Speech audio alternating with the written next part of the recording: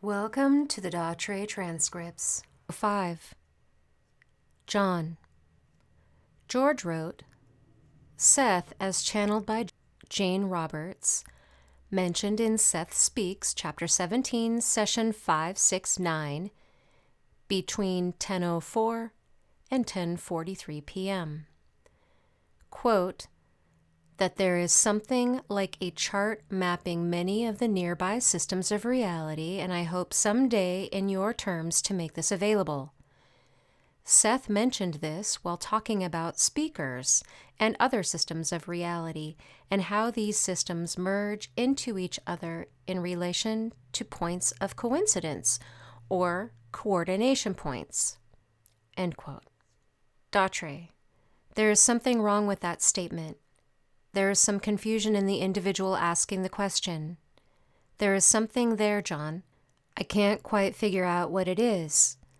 Is it possible to have the book available so that we can pursue that in a proper manner?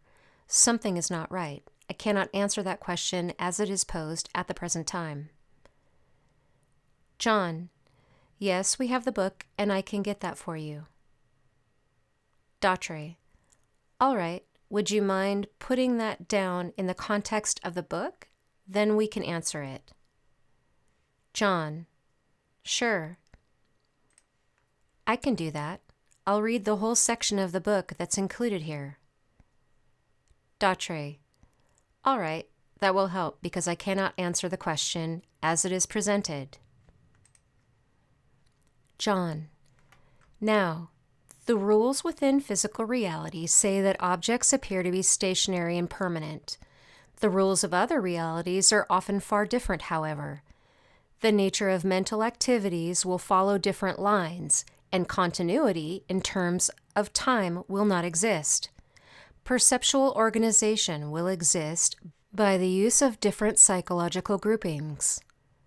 From the outside, such systems would seem meaningless to you even if you were able to perceive them. DATRE. That is one of the things right there that is very important. It is a journey that has to be, from my vantage point in looking at physicality, that is a vantage point that has to be reached through experience. All right, continue on. John. You would not be able to observe the pivot points about which action occurred. The very definite rules of that system, then, would be quite obscure to you. DATRE. Now, we have said before, and we will repeat again, about realities. Realities are the only places that you will find barriers as you talk about them. You have talked about barriers. That is the only barrier. And the barrier exists for the very reason that it is on a different vibratory frequency. That is the barrier. Understood? John. Understand. DATRE. All right. Continue. John. Now the speakers are familiar with the rules within many systems. Still, however, most of these systems in large terms are somewhat connected with your own kind of reality. DATRE. Now, the channel that we use is able to have access to different realities. That is because of her understanding, number one, and number two, because of her vibratory frequency. You see, that's why I say those things are so difficult to explain to anyone, because it is hard to explain a vibratory frequency in connection to the understanding of a specific individual. But it exists. And it is that frequency that allows or disallows the movement between realities. That is an individual thing. That is why it is very hard to blanket the whole thing as a statement to everyone, because you don't know that you have entered another reality until you come back into this one and then try to explain it. You have no words. You have nothing that you can... You see, this is a nuts and bolts reality. You have wooden blocks that you build with, okay? In other realities they are fluid. Now, not all. There are also other nuts and bolts realities which can be accessed easier than the fluid. Because in the fluid realities that you enter, if you do not know who you are going to get lost and never get out of there again. There is no other way to do it because you have to know, and you can't get past that barrier until you do know, because you have nothing that you can associate the present reality that you are living in. Physical body, eyes, ears, nose, touch, taste, smell, the whole thing that you are experiencing at this present time. If you don't know who you are, you cannot leave that all behind and go into a fluid reality and not get lost. There's no way. So the barrier is there, and you do not cross the barrier until you know who you are and your vibratory frequency matches. And it is like you walk through a wall. You also, at that point in time, know how to turn around and walk out through that wall. When you walk back through that wall into this physical reality, there is a considerable amount of what you call time to reorient yourself into the physical being. You know you have experienced something magnificent, but that has no construct that you can bring back into this one. Continue. John, may I make a comment? DATRE, yes. John, I thought of an analogy that might apply to a fluid reality and an individual who might coincide with that reality without recognizing it. It would be like, as I see it, an individual being like a drop of oil on a body of water. As long as the water didn't move, the oil, being, would stay coherent and together. But as soon as the water began to undulate, the oil, being, would begin to lose its coherency and become widely dispersed. Then, that which you thought you were is no longer organized, and you become totally dispersed and lost to that which you recognized as you. DATRE, yes, that is a good analogy. I can see water and I can see oil. I can understand that, yes. John, I was just trying to give them a picture for the mind. DATRE, yes, pictures. That is why we try to keep it simple. Okay, now you can see the direction we are going in, that I could not go in before. Continue. John, there are an infinite number of inner universes. DATRE, correct. John, only the very highest, most developed Gestalt consciousness can be aware of anything like their totality. DATRE, that is a very minuscule amount of individuals, very minuscule. Continue. John, in this larger context, then, the speakers must be called local. There is something like a chart mapping many of the nearby systems of reality. DATRE, yes. John, and I hope someday in your terms to make this available. In order to do so, Rupert must be trained somewhat more intently. There are points of coincidence where, under certain conditions, entry may be made from one of these systems to the other. They need not exist separately in space, as you know it, of course. DATRE, that is true. You see, you think of space as being empty. Space is mighty crowded.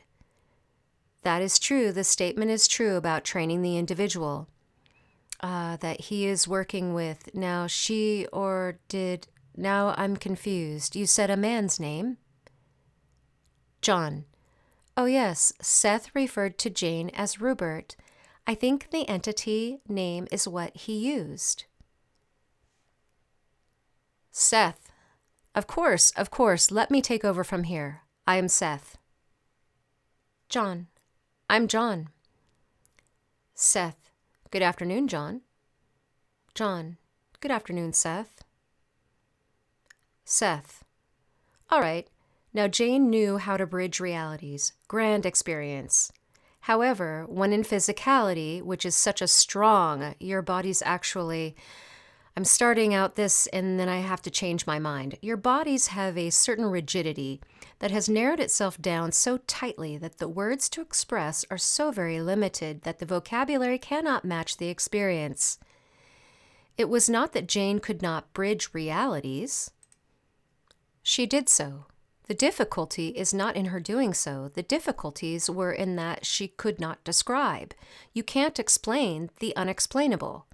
It is a natural thing for those who can go in and out of realities. It's a natural, not an occurrence every day, all the time, because then you could not hang on to yourself here. But what I'm saying is going into another reality for Jane, Rubert, was no big deal. But that is something that you can't, quote unquote, train another person to do. It's not something like you can read a book and say, it's number 1, you do this, number 2, you do that, number 3, you do that, and number 4, this is where you are. It doesn't work that way. Jane allowed experiences. She may have had rigidity in some areas, but for her to travel into and out of other realities was very natural to her, and therefore she could do it, but no vocabulary to explain it. That is the same thing we run up against when we're working with this particular channel. It isn't that she can't do it, it's that we're trying to find words in what we call her dictionary package, which we read through her brain, her body, her whole existence. And the vocabulary/dictionary, shall we say, that we have here to try and match to make things understandable. But at this point in time, we can't find words to explain the pathways. See, that doesn't make sense to many people. They'll say, well, why can't I do it?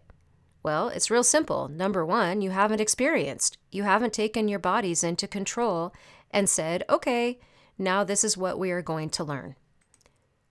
Jane taught ESP classes. She tried to help other people to obtain the experiences that she was having through her ESP classes.